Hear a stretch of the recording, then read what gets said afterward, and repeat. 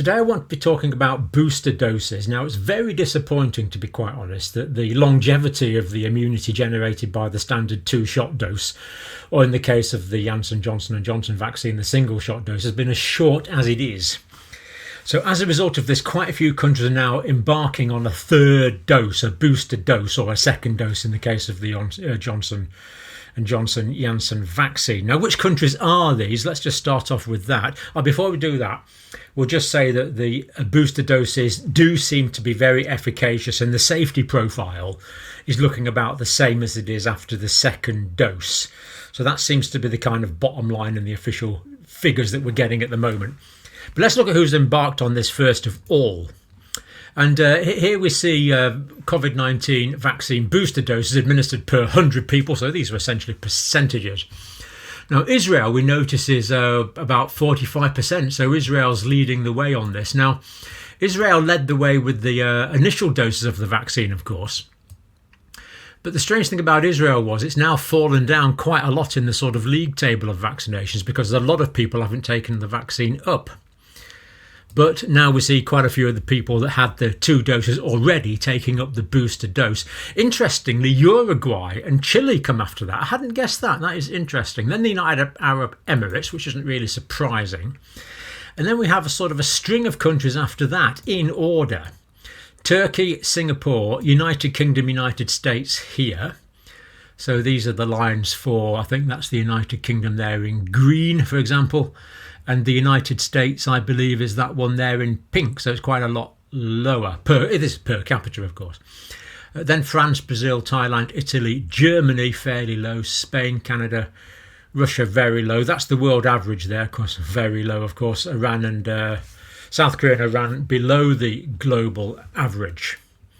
So they're the countries that are embarking on this program at the moment.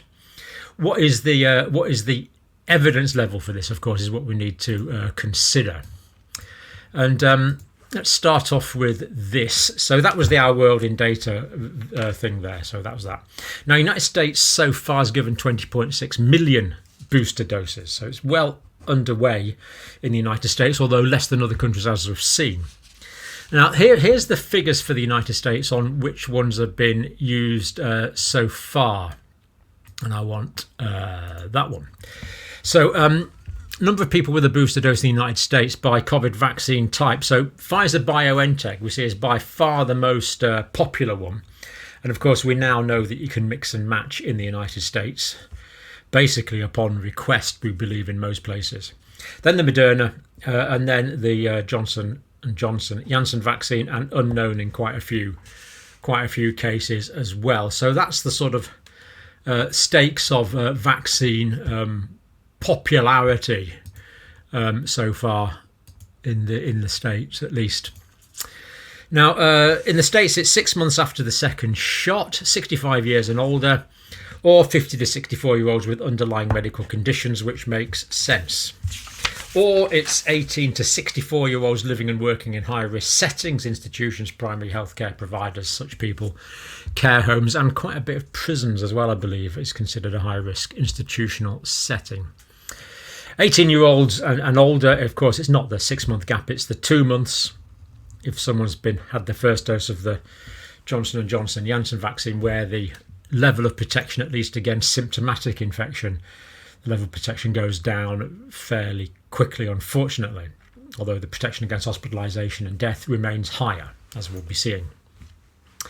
Now, let's look at the data on this. So let's go to this first paper here.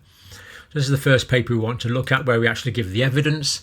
This is from the New England Journal of Medicine, fully peer-reviewed, detailed paper, fully downloadable, all readily available free of charge, which of course is excellent. So that's this paper here, protection of the vaccine against COVID-19 in Israel, and of course this is the Pfizer-BioNTech vaccine, which was predominantly used in Israel. Now, 30th of July 2021, they started on the over 60s. Started vaccinating the over 60s with a third booster dose of Pfizer vaccine. That was when it was approved.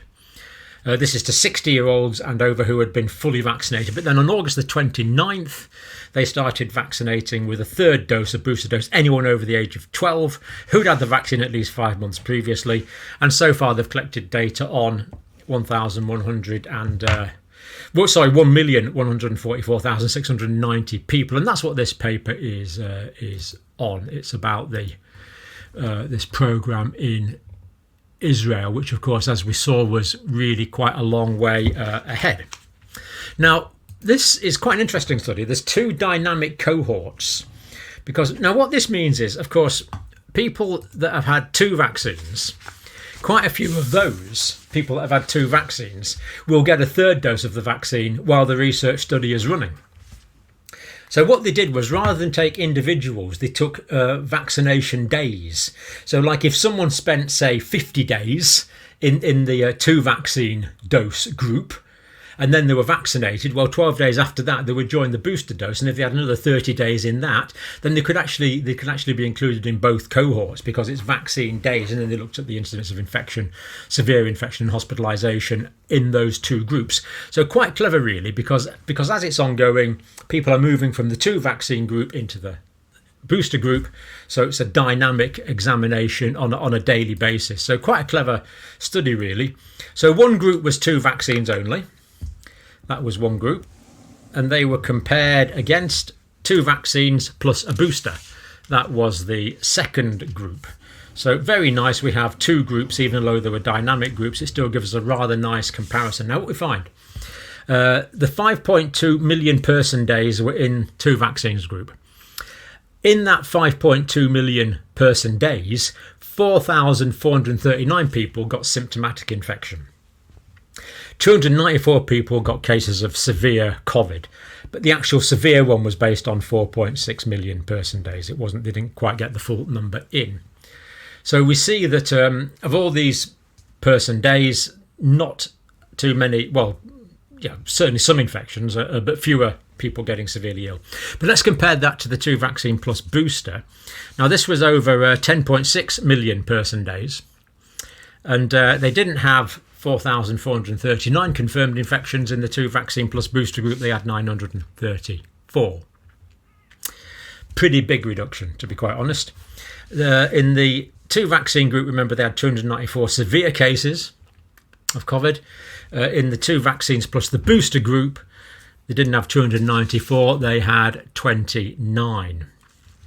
So 10 times less, despite more person days being considered. So we see there, pretty conclusive really, that the booster dose of the vaccine, at least in the short term, how long is it going to go on for, of course we don't know yet, but at least in the short term we see good levels of protection against symptomatic disease and even higher levels of protection against severe disease, which of course is what we're really interested in. And of course the people that had two vaccines and the booster were those that had the vaccines first, and they tended to be the older demographic. So this was an older demographic than this one, on average, but still lower number of cases. 12 or more days after the booster dose, increased antibody neutralization antibodies were about 10 times what they were after the second dose. So roughly 10 times the number of neutralizing antibodies. Now, you and I both know that antibodies are by no means not the only part of the immune response. We need to know what's happening to the memory cells, the T cells and the B cells as well. This study simply didn't address that. But we do believe that they last for longer, the immunity lasts for longer. 11.3-fold decrease in the rate of confirmed infection. So there was 11 times less, not 11%, 11 times less. So 11.3-fold decrease in infections. And that took the efficacy amongst those that had the booster back up to where it was at the very beginning. It was about 95% compared to those unvaccinated. And the vaccines may have waned, say, 50% over time. Now, more exact figures on this from the UK data in a minute, but that's roughly where they were at. And if we assume that, then there's a 19.5-fold decrease in the relative risk of severe illness with a booster. In other words, people that have had the booster are nearly 20 times less likely to get severe illness than people that have only had 2 doses of vaccine. This is really quite impressive. Of course, the people with 2 doses of vaccine were already largely protected.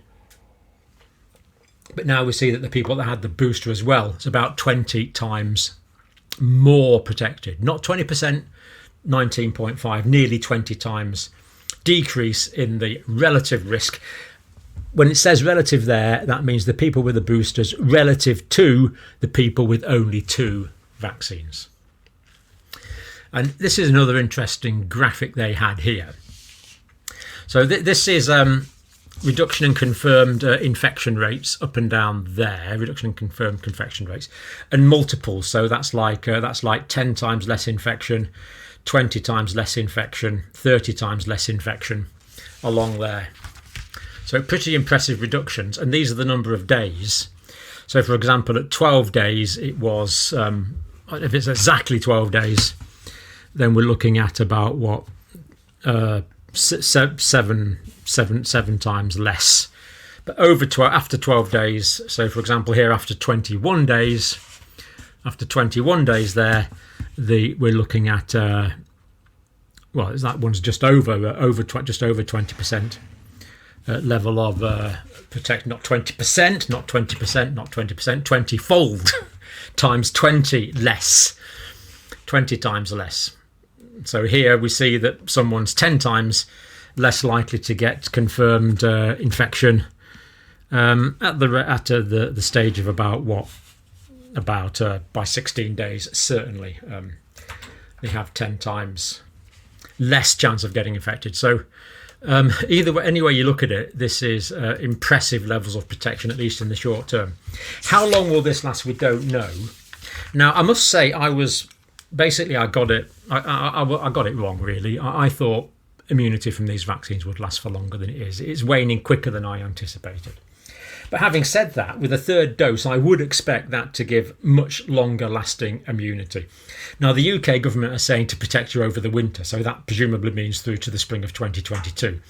But I suspect it might be longer than that. So it may well be that a 4th dose is not needed for quite some time. That would be my hope. The conclusion from this study here, from the Israeli data, in conjunction with safety reports, this study demonstrates the effectiveness of a 3rd vaccine dose. Well, from that data, clearly it does, very much so. In both reducing transmission and severe disease, so as we said, reduced transmission 11 to 20 times, depending on how many days, severe disease by 19.5 times. Not 19.5%, 19.5 times. Indicates the greater potential of curtailing the Delta variant resurgent by administering booster shots. That's actually a quote from the original preprint paper that we did look at before on this channel. We did look at that preprint paper, and I said I've read through this, and it will be confirmed by peer review, and it has been. There is the confirmation. Having said that, some of the data on here is showing even greater efficacy against reinfection and severe illness than the earlier data from the preprint did. Now, how does this compare to other countries? Decline in immunity in the UK. This is from this paper here, more of a government publication really than a paper. Over 8 million people in the UK received COVID-19 booster jabs. So this was released by the government on the 1st of November, so 3 days ago. And it gives the full information there, which I'm just going to summarise. And we do find that basically on the whole, it is pretty consistent so far for what we have, pretty consistent with the Israeli data. So I think this is getting down to something which is fundamental about epidemiology because of the consistency between the UK and the Israeli data. So decline in immunity in the UK. Now, disappointing. Protection against symptomatic disease. Okay, symptomatic disease, not severe disease, symptomatic disease.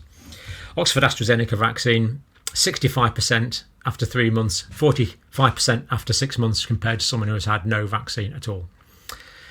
Quite a big decline, 65 to 45% in that subsequent 3 months. I must say it's a disappointing result. No two ways around that. It's disappointing. The Pfizer is better. 90% in the up to 3 months after the second dose, 65% after the second dose. So, sorry, 65% after 6 months after 2 doses. So with the Oxford one, that was 65% and that was 45%. So we see that the Pfizer vaccine is considerably outperforming in terms of protection against symptomatic disease, the Oxford AstraZeneca vaccine. Not a salesman for Pfizer, this is just what the data is saying. And it's disappointing because the Pfizer is also a lot more expensive, unfortunately, but there you go, this is what the science is telling us. Now, protection against hospitalisation. Oxford AstraZeneca, 95% protection at 3 months, down to 75% protection at 6 months. Now, this, of course, is much more concerning than the symptomatic disease. But someone who's had 2 doses of the Oxford AstraZeneca vaccine only has 75% more protection than someone who's had no vaccine at all at 6 months. Lot better than nothing, of course, lot better than nothing, but still disappointing. To me, disappointing. Pfizer protection against hospitalisation after 2 doses, 99% at 3 months, brilliant, 90% at 6 months. So again, we notice that the equivalent figures there for the Oxford would be 95 and 75%. So again, I'm afraid we see the Pfizer vaccine outcompeting the Oxford AstraZeneca vaccine in terms of protection against hospitalisation. But we do still see this reduction, which is why the booster doses are being rolled out. So that's that publication there. Do check it out. I put the links in for these, of course. All the data's there. Make sure I am getting it right, which I was careful to make sure I am, of course. Right. Now, what's this? Early UK booster results from Pfizer. Yeah.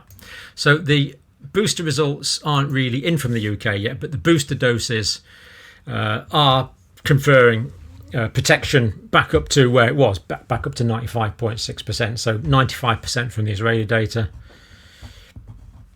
95.6% from the UK data. These are the same. This is excellent. So the booster is protecting back up to 95.6 against symptomatic infection after the booster dose. How much it's protecting against hospitalisation in the UK at the moment, we don't yet have data for. This is from the government 3 days ago. This is all we have. But given that it's protecting against symptomatic infection, it's reasonable to assume that it will increase protection against hospitalisation as well, exactly as it did in the Israeli situation. I've no question at all that will transpire to be the case. Now, the booster situation in the UK at the moment, we've given 8,115,229 boosters so far, available on the NHS to people most at risk of COVID-19 who've had the second dose at least 6 months ago. If they're in a particularly high risk group, they can have it after 5 months. And at the moment in the UK, this includes aged over 50, frontline healthcare workers, 16 and over with a health condition, 16 and over who are carers or live with a vulnerable person, immunosuppressed person, for example, and pregnant women in eligible groups can also get the booster dose. COVID-19 booster vaccines and flu vaccines, direct quote from the government website. If you're offered both vaccines, it's safe to have them at the same time in different arms, of course. So I'm afraid this is disappointing. We are seeing these reductions, precisely the numbers that we've given, in protection against infection, and more importantly, the smaller decline against severe disease, which is what we're seeing, and the booster doses are going to dramatically alter that, potentially for quite a long period of time. So I'm afraid it's not what I wanted, but it's that's what the science is showing. That so personally, I'm down for my booster dose. I've got it booked for about 2 weeks, 2 weeks time, a fortnight on Saturday. I think mine is booked.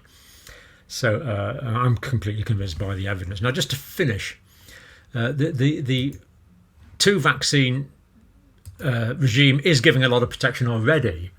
So these are from the United States. Age-adjusted rates of COVID-19 associated hospitalisation by vaccine states in the United States. So greater than 18 years of old, greater than 18 years of age, January to August 2021, and these are the rates for people that are fully vaccinated in green. And on the same linear scale, there we see the linear scale. It's not fiddled. Quite a difference for unvaccinated people. So unvaccinated people getting hospitalised at a far higher rate than the fully vaccinated people. That's pretty convincing. I think I've got one more chart here. Now, this is in a particular age group, 18 to 49 years of age. Now, the reason I put this on is, of course, is we're going to talk about, I'm not going to do it on this video because we're a bit long already, but the vaccines, of course, in the States have now been approved for, Centers for Disease Control have approved 5 to 11-year-olds. So there is some interesting things to talk about that. I'm going to do it as a separate video. I've started to prepare that already. But the youngest age group we have data for in the States is the 18 to 49-year-old age group. So fully vaccinated people hospitalised, unvaccinated people hospitalised. There's no real question mark about the magnitude of protection against hospitalisation from 2 doses of the vaccine. And of course the reason that these are recommended in this age group is that they are saying that the risks of COVID-19 are greater than the risks from vaccination. So, yeah, disappointing video, but there we go. It means a lot of us, in Western countries at least, will be called for a booster dose at some point. Earlier if you're older in a high-risk group, perhaps into wintertime. If you're in the younger age group, and as we've seen in Israel, already young people being vaccinated with a 3rd booster dose. So there we are, and I'm just hoping that this will generate enough herd immunity to fulfil what I'm still hoping is a great reduction in cases and hospitalisations as of early 2022. Thanks for watching.